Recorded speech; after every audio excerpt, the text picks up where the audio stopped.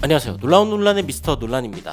토트넘이 은돈벨레와의 계약을 완벽하게 이제 터미네이트 끝장냈다라는 이야기가 나오고 있죠. 이건 뭐 공식적인 소식이고요. 그리고 이 이야기를 여러분들께 자주 전해드렸지만, 이 선수가 왜 토트넘에서는 이렇게 나가리가 될 수밖에 없었는가? 그리고 이에 반해서 손흥민 선수의 태도는 얼마나 달랐는가? 이런 부분들이 굉장히 좀 돋보이는 인터뷰 내용, 그리고 이제 은돈벨레의 모습이 있어서 이 부분을 좀 조명해 보기 위해 하나의 기사를 가져왔습니다. 어떤 이야기인지 바로 들어가 보시죠.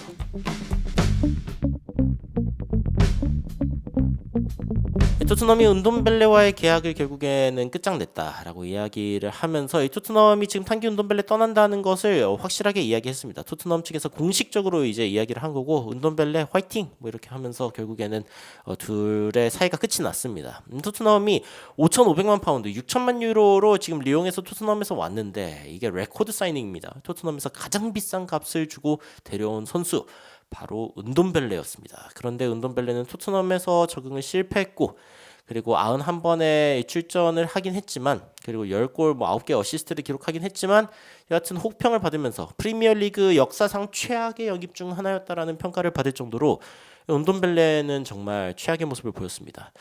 국가대표팀에서는 뭐 진작에 외면받았죠. 2021년부터 프랑스 대표팀에서 뛰지 못했던 그런 은돈벨레인데, 예전에 이런 기사도 있었습니다. 은돈벨레와 토트넘 도대체 어떻게 이렇게 됐나?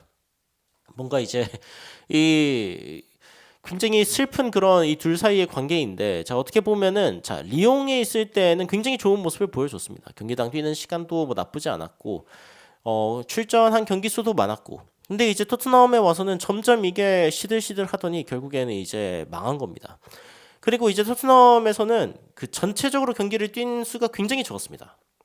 리옹에서 이제 풀타임 출전한 게 31경기 중에 26경기나 될 정도로 여하튼 활동량이 나쁘지 않았던 은돈벨레인데, 토트넘에 오고 나서는 뭐 그 다음 시즌엔 2경기, 그나마 뭐 무리뉴 있을 때 6경기, 그리고 이제 한 경기 뭐 이런 식으로 풀타임을 뛰는 경우가 거의 없었다.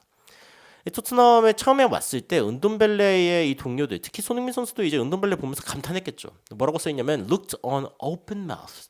그러니까 입이 떡 벌어지는 그런 느낌으로, 야, 은돈벨레 쟤 장난 아닌데?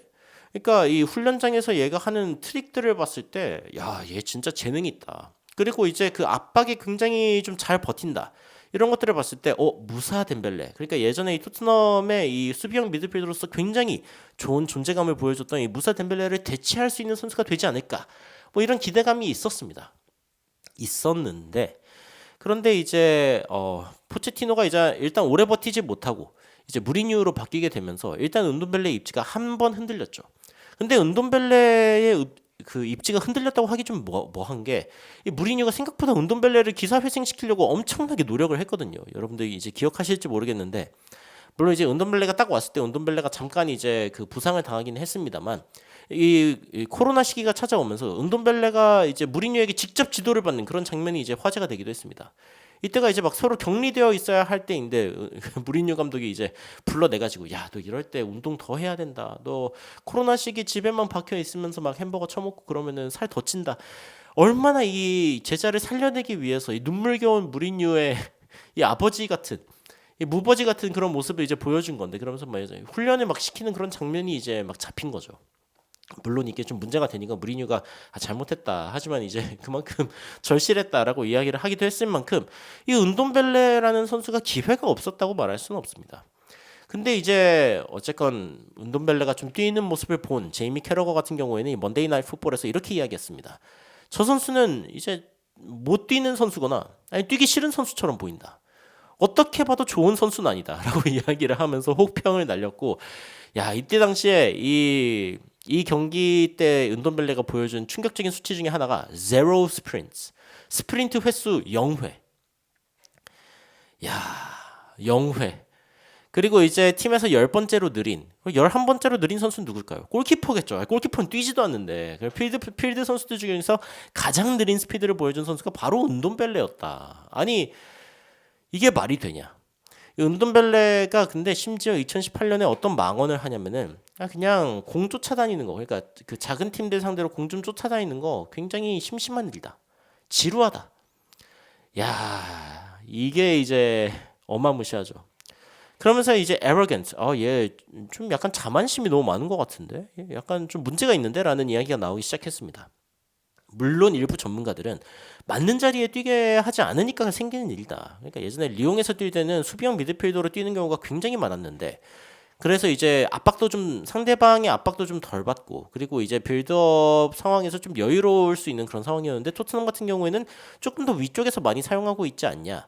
절반 정도를 이제 위쪽에서 사용하고 있고, 그리고 심지어 이제 더 높은 위치까지 활용시키는 이제 모습이 나왔던 거죠. 그러니까 이렇게 올라가면은 뭐가 문제냐?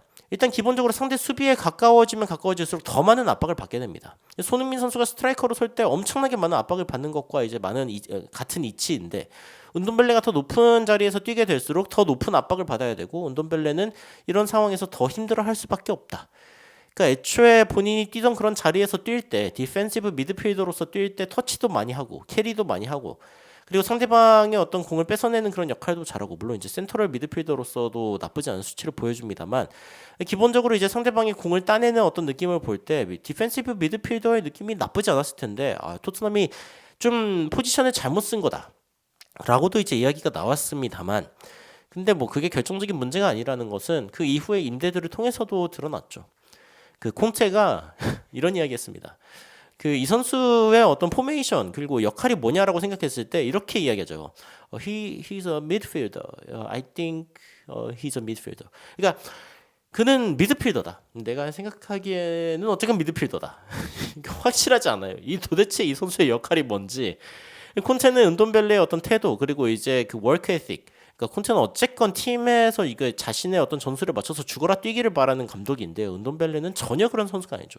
차라리 창조적인 역할을 줘도 뛸까 말까인데, 근데 이런 상황에서 이제 콘테는 이 선수를 굉장히 열심히 뛰지 않는 선수라고 생각하면서 결국에는 뭐 중요한 경기에 스쿼드에 포함시키지도 않는 그런 선택을 하곤 했습니다.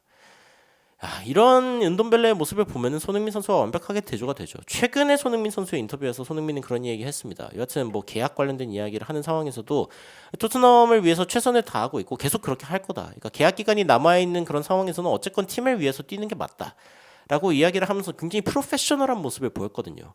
근데 은돈벨레는 뭐 작은 팀들 상대로 뛰어다니는 거 귀찮다.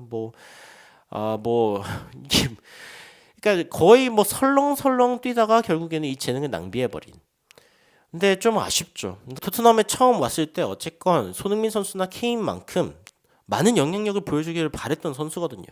그러니까 어떤 이야기가 나오냐면 은돈벨레가 뭐 잘했다 못했다 이런 이야기를 할 때 어쨌건 나쁘다라고 이야기할 수밖에 없는 그런 이유 중에 하나가 뭐냐라고 했을 때 해리 케인이랑 손흥민 봐라. 팀이 좋다고 잘하고 뭐 팀이 못한다고 못했냐. 이 선수들은 꾸준히 잘했다. 그러니까 이런 종류의 어떤 resilience, 이 어떤 회복 탄력성이죠. 힘든 상황에서 이렇게 튀어 올라가는 그런 느낌이 있어야 되는데, 이 받은 가격에 비하면 은돈벨레는 전혀 이런 회복 탄력성이 없다. 고난에 대처할 수 있는, 역경에 대처할 수 있는 멘탈이 전혀 없다라고 판단을 받으면서 이 팀 상황이 안 좋아졌다고 은돈벨레가 못했다? 케인이랑 손흥민이라는 발레가 있기 때문에 절대로 그렇게 이야기할 수는 없다. 아니 어떻게 모든 상황이 맞아야만 그 재능이 드러날 수 있는 선수가 있을 수 있냐라고 이야기를 하면서 은돈벨레에 대한 혹평을 이어갔습니다. 그게 가장 큰 차이죠. 그리고 그게 어떻게 보면은 가장 최고의 선수, 그러니까 월드 클래스가 된 손흥민과 그저 그런 재능으로 이제 결국에는 이름이 남게 된 은돈벨레의 차이가 아닐까 싶습니다. 모든 것이 맞는 순간만을 기다리는 사람과 힘든 상황에서도 튀어오를 수 있는 회복 탄력성을 가진 사람, 이게 결국에는 그 둘의 큰 차이가 아닐까 라는 생각을 하면서 오늘의 컨텐츠 마치도록 하겠습니다. 여러분들은 은돈벨레가 떠난다는 소식을 들으면서 어떤 생각이 드시는지 굉장히 궁금한데 댓글로 의견 남겨주시면 더욱 흥미로운 소식으로 찾아뵙도록 하겠습니다. 이상 놀라운 논란 미스터 논란이었습니다. 시청해주셔서 감사합니다.